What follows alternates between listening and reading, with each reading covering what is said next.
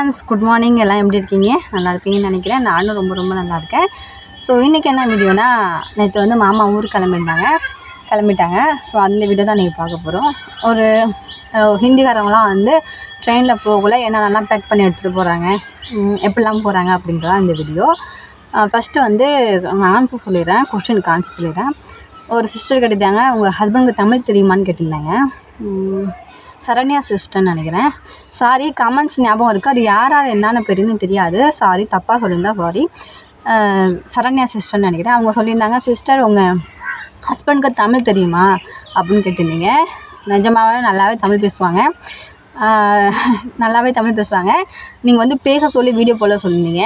அன்றைக்கி தான் வந்து மாமா ஊருக்கு கிளம்புனாங்க. நல்லா வந்து அது வீடியோ எடுக்க முடியாது, ரொம்ப பிஸி. இந்த ஒரு மாதமாக மாமா வந்ததுலேருந்து ரொம்ப பிஸியாகவே நான் சரியாக வீடியோ போட்டிருக்க மாட்டேன் தெரியும். அதனால் என்னால் வீடியோ போட முடியல. ஏன்னா எங்கள் வீட்டுக்காரங்க தமிழ் பேசின வீடியோ நாங்கள் லவ் ஸ்டோரி சொல்லக்குள்ள ஆரம்பத்தில் வந்து ஒரு வீடியோ போட்டிருக்கேன். லவ் ஸ்டோரின்னு சொல்லிட்டு ஒரு வீடியோ போட்டிருக்கேன். அதில் பாருங்கள், அதில் வந்து மாமா தமிழ் பேசியிருக்கோம். அப்புறம் உங்கள் ஹஸ்பண்ட் என்ன வேலை பார்க்குறீங்கன்னு சொல்லிட்டு ஒரு சிஸ்டர் கேட்டிருந்தீங்க. என்ன வேலைன்னா சென்ட்ரிங் வேலை பார்க்குறாங்க. சென்ட்ரிங் வேலை அது வந்து கான்ட்ராக்ட்னால் இங்கேருந்து வந்து ஆளுங்களை அழைச்சிட்டு போய் அங்கே வச்சு ஒரு வேலை வாங்குறது. ஒரு கான்ட்ராக்ட் பேசிட்டோ இல்லை ஆளுங்களை வச்சு வேலை பார்க்குறது. அந்த மாதிரி சில பேர் கான்ட்ராக்டாகவும் கொடுப்பாங்க, சில பேர் தினக்கூலியாகவும் கொடுப்பாங்க. ஸோ அந்த மாதிரி இவங்க வந்து ஆளுங்கள்ட்ட வந்து கொஞ்சம் கமிஷன் அந்த மாதிரி ஒரு ஆளுக்கு வந்து 50 ரூபா அந்த மாதிரி ஒவ்வொரு ஆளுக்கு கமிஷன் அந்த மாதிரி ஒரு வேலை.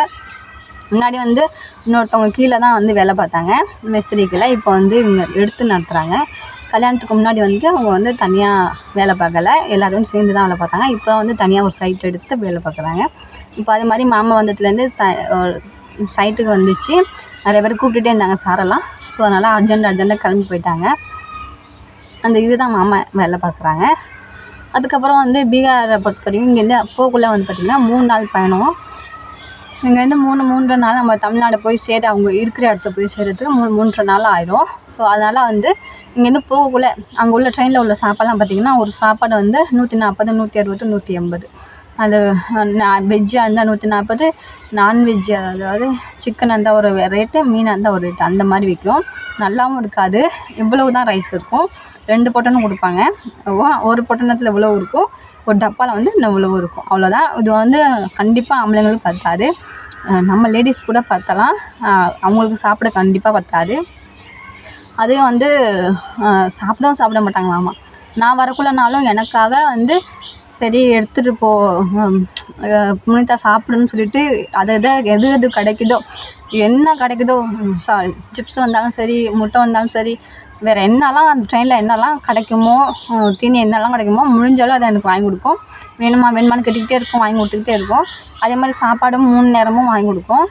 ஆனால் அது தனியாக பொண்ணு தான், செலவு பண்ண பயப்படும், காசே செலவு பண்ணாது. அதுக்குன்னு சொல்லிட்டு காசே செலவு பண்ணாது. அதனால் வந்து ரொம்ப எதுவுமே சாப்பிடாம அப்படி தான் போகும். அது மட்டும் இல்லை, இந்த பீகார்காரங்க எனக்கு தெரிஞ்சு இந்த ஊருக்காரங்க போகக்குள்ள எதுவுமே வந்து அந்த கேண்டீனில் வாங்கி சாப்பிட்றது பழக்கமே கிடையாதுன்னு என்னை பொறுத்தவரையும். ரொம்ப பசிச்சு எனக்கு ஒரு நாள் ட்ரெயினில் ரொம்ப பசிச்சுன்னா ஒரு நேரம் சாப்பாடு வாங்கி ஆர்டர் பண்ணி சாப்பிட்ருப்பாங்க. ஸோ அதுதான் இங்கே உள்ள நிலமை. அப்புறம் என்னென்ன எடுத்துகிட்டு போகணும் இந்த வீடியோவில் ஃபுல்லாக சொல்லியிருக்கேன், காமிச்சிருக்கேன் பாருங்கள். அதில் வந்து நான் பேசியிருக்க மாட்டேன், சாதாரண வீடியோ தான். என்ன எடுத்துகிட்டு போகிறாங்கன்னா, ரொட்டி, நம்ம ஊரில் சப்பாத்தின்னு சொல்லுவோம்ல, இது வந்து எண்ணெய் போடாமல் அந்த இது மண் சட்டியில் வச்சு சுடுவோம்ல, மண் சட்டி ரொட்டின்னு சொல்லிட்டு அதையும் ஒரு வீடியோ போட்டிருக்கேன். வேணா அதையும் பாருங்கள். மண் சட்டி ரொட்டின்னு சொல்லிட்டு ஒரு அந்த அதை வந்து எடுத்துகிட்டு போவாங்க நிறைய பேக் பண்ணி. மாமா வந்து 14 எடுத்துக்கிட்டாங்க. ஏன்னா அவங்களும் அவங்க தம்பியும் நம்மளும் போகிறாங்க, அதனால் 14 ரொட்டி. அதுக்கு சைடிஷாக நான் உருளைக்கிழங்கு வறுத்து கொடுத்தேன். உருளைக்கிழங்கு வச்சு தான் சாப்பிடுவாங்க. உருளைக்கிழங்கு வறுத்து கொடுத்தோம்னா கொஞ்சம் கெட்டு போகாமல் இருக்கும் சீக்கிரம், அதனால தான். அதுக்கப்புறம் பொரி எடுத்துக்கிட்டாங்க. பொரி ஒரு மூட்டை எடுத்துக்கிட்டாங்க. அது ஒரு பாக்கெட் எடுத்துக்கிட்டாங்க.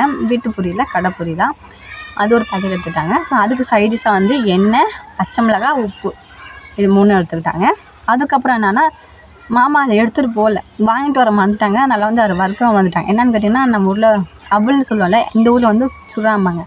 அவ்வளோ பாக்கெட் இருக்குது பார்த்தீங்களா, அது அவ்வளோ வந்து அந்த அலை பொரிச்சிட்டு நம்ம ஊரில் மிச்சத்தை எப்படி செய்வாங்க மாதிரி, இது வந்து எண்ணெய் சட்டியில் வந்து எண்ணெய் இல்லாமல் வறுத்துட்டு அது கூட வெங்காயம், பச்சை மிளகாய், பூண்டு, கொஞ்சமாக சீனி, கொஞ்சமாக உப்பு, கொஞ்சமாக மஞ்சள்தூள் போட்டு நல்லா வறுத்தோம்னா நல்லா முறுமுறுன்னு இருக்கும். நல்லாயிருக்கும், டேஸ்ட்டும் சூப்பராக இருக்கும். அதை வச்சு கொடுத்தோம்னா அதையும் சாப்பிட்டுட்டே போவாங்க. ஸோ இந்த 3 தான் வந்து அது ரொட்டினா சப்பாத்தி, அதுக்கப்புறம் பூரி, அதுக்கப்புறம் அவல். இந்த 3 தான் சாப்பாடு மாமாவுக்கு இங்கேருந்து போகக்குள்ளே.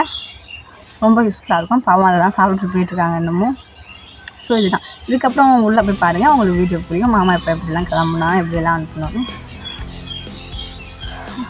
இதுதான் வீடியோ. வாங்க வீட்டுக்குள்ளே போய் பார்க்கலாம். நான் சொன்ன மண்சட்டி ரொட்டி இப்படி தான் இருக்கும். நான் மண்சட்டி ரொட்டின்னு தனியாக ஒரு வீடியோ புதுசில் ஒன்று போட்டிருப்பேன். அதை பார்க்குறேன்னா போய் பார்த்துக்கோங்க. இந்த வீடியோ வேணும்னா. இதுதான் மொத்தமாக 14 ரொட்டி செஞ்சாங்க. இது வந்து எங்கள் அம்மா செஞ்சது தான்.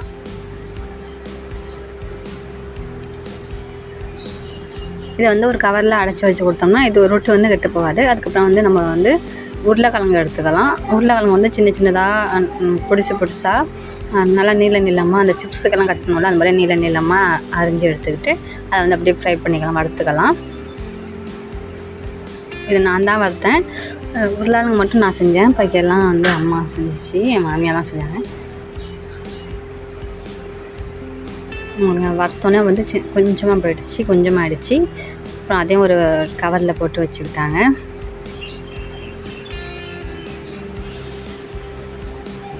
இந்த ரொட்டிக்கும் உருளைக்கிழங்குக்கும் ட்ரெயினில் கொஞ்சம் சாப்பிட்டு போக கொஞ்சம் இதாக இருக்கும். வேறு வழியில் இதெல்லாம் சாப்பிட்டு போகணும். இப்போ வந்து அந்த பொரிக்கு வந்து பொரி ஒரு இது எடுத்துக்கிட்டாங்க பாக்கெட்டு. அதுக்கு வந்து இந்த பாக்கெட்டில் இருக்குது பார்த்திங்கன்னா உப்பு, அந்த உப்பு எடுத்துக்கிட்டாங்க. கூடவே பச்சை மிளகா, அந்த காம்போடு வச்சோம்னா பச்சை மிளகா வந்து கெட்டு போயிடும். அதெல்லாம் காம்பை கிள்ளிட்டு கவரில் போட்டு விட்டோம்னா கெட்டு போகாது, 3 நாள் வரையும் தாங்கும். அதனால தான் காம்பெல்லாம் கிள்ளி கொடுக்குறாங்க.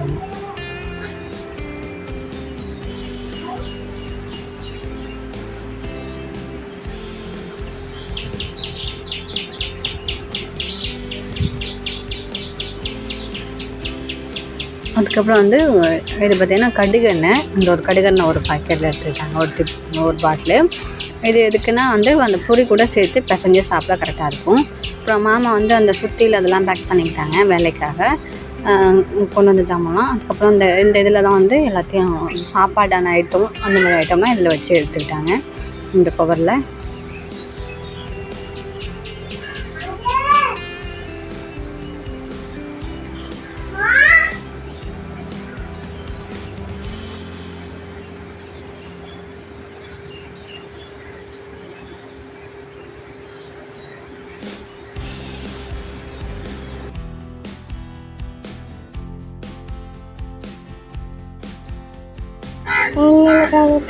இப்போ பார்த்தீங்கன்னா மாமா வந்து சாமி கும்பிட ஆரம்பிச்சிட்டாங்க.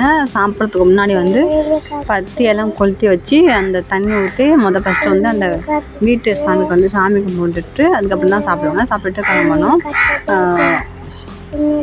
இப்போ வந்து பூஜை செய்கிறாங்க.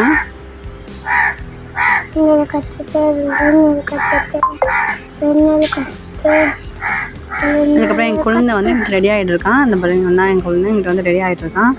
அப்புறம் கிளம்ப ஆரம்பிச்சோடனே தேவா அழுவ ஆரம்பிச்சிட்டான் ரொம்ப. அப்புறம் அழுவ ஆரம்பிச்சோடனே இந்த மாதிரி தீனி வாங்கிக்கடா தம்பி, சைக்கிள் வாங்கிக்க அப்படி இப்படின்னு சொல்லிட்டு மாமா காசு போட்டுச்சு. சும்மா தான் வந்து நான் வாங்க மாட்டேன்னு சொல்லிட்டு இருந்தான். அதுக்கப்புறம் நான் தூக்கிட்டு போயிட்டு காமிச்சோடனே வந்து மாமா வந்து 50 ரூபா தான் முடிச்சு வாங்க மாட்டேன்ட்டான். அப்புறம் 100 ரூபாயா வந்து தேடி கண்டுபிடிச்சி எனக்கு அதான் வேணும் அப்படின்னு சொல்லிட்டு இருந்தான். அவன் வச்சுக்க மாட்டான், அதை எப்படியும் என்கிட்ட தான் கொடுப்பான். இருந்தாலும் அவனுக்கு ஒரு ஆசை.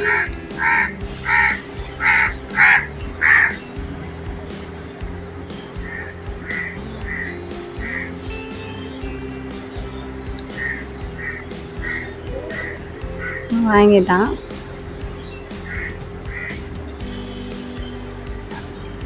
அதுக்கப்புறம் அவங்களும் கிளம்பிட்டாங்க. மொத்தம் மாமாவோட சேர்த்து 9 பேர் போகிறாங்க. 9 பேர் கிளம்புறாங்க.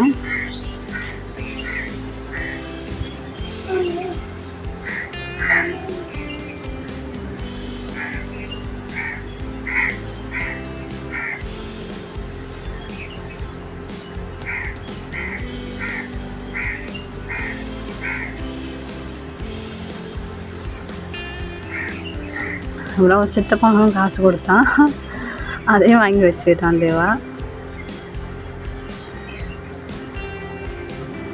வந்து யாரும் ஊருக்கு வந்தாங்கன்னா போனாங்கன்னா காசு வாங்குறது பழக்கம். காசு கொடுத்துட்டு சில்லறையாக கொடுத்துட்டு போவாங்க. நம்ம ஊருக்கு போகக்குள்ள இங்கேருந்து போகக்குள்ள சில பேர் பெரியவங்களுக்கு கொடுப்பாங்க. இப்போ என்கிட்ட காசு இருந்தால் நான் அவனுக்கு கொடுத்துருவேன். என்கிட்ட வந்து சில்லறை இல்லை, அதனால் அவனுக்கு கொடுக்கல. எங்கள் வந்து கொடுக்கல, எப்போதுமே கொடுப்பேன். அன்றைக்கி வந்து என்கிட்ட சுத்தமாக சில்லறை இல்லைனால காசு கொடுக்கல. மாமா சொல்லிடுச்சு, நான் கொடுத்துக்கிறேன், நான் பார்த்துக்கிறேன், நீ ஒன்றும் கொடுக்க வேணாம் அப்படி அப்படின்னுச்சு. சரி, அதான் அண்ணனும் கூட போகாது, அப்புறம் என்ன நம்ம கொடுக்கணும்னு சொல்லிட்டு நானும் இன்னும் கொடுக்கல. இப்போ அண்ணனுக்கு வண்டியில் ஏறிட்டவோ, இதான் என் தம்பியோட வண்டி, புதுசாக வாங்கியிருக்கான், தத்து தம்பி. மாமா போய் இறங்கணுன்னு வீடியோ போடலாம் தான் போடலை. ஸோ இதை தான் மாமா போய் இறங்கிட்டாங்களாம். இதுதான் அந்த இதோட வீடியோ. ஸோ வீடியோ பற்றி தான் லைக் பண்ணுங்கள், கமெண்ட் பண்ணுங்கள், ஷேர் பண்ணுங்கள், சப்ஸ்கிரைப் பண்ணுங்கள். தேங்க்யூ.